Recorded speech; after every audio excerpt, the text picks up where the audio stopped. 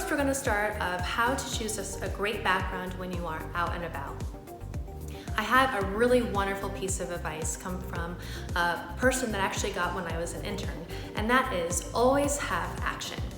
So for example, if I'm going to do a stand-up, he suggested that I either walk into the frame or I walk while I'm doing my stand-ups, and if I can't be the action myself, then I need to have action behind me. So that would be a state fair or people swimming or people walking by, having some sort of action, or cars, because he said the last thing anyone wants to see is a static shock and just a person talking on TV. When you choose your action, just be careful of what it is that you're seeing. So if you can have control of your scene, do that. So when I am doing my action or if I'm interviewing somebody else, I really make sure to take a look at what is in the viewfinder before proceeding forward. And it's kind of crazy the things that you'll see.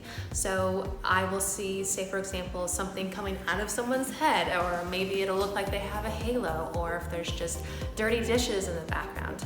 Having that expectation of my action needs to be still the forefront of what it is.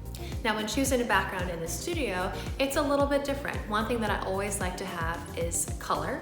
Another thing that I like to have is some sort of movement of some sort. So for example, take this behind me. This is a giant painting. There's a lot of options in this home to choose from, but I chose to have something that was streamlined, had a little bit of color, it has a little bit of action going on, but it's not taking away from what I do. And the other thing that is important is your background should be a nice reflection of what you're talking about.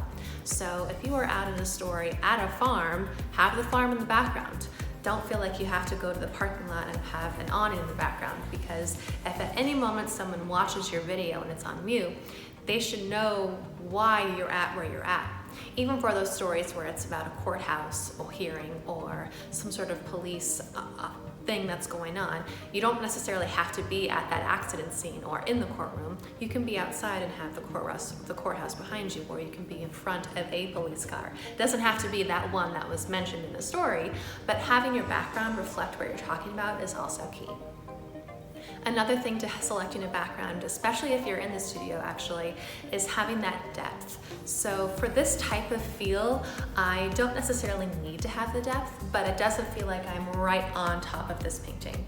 It's a great place to be.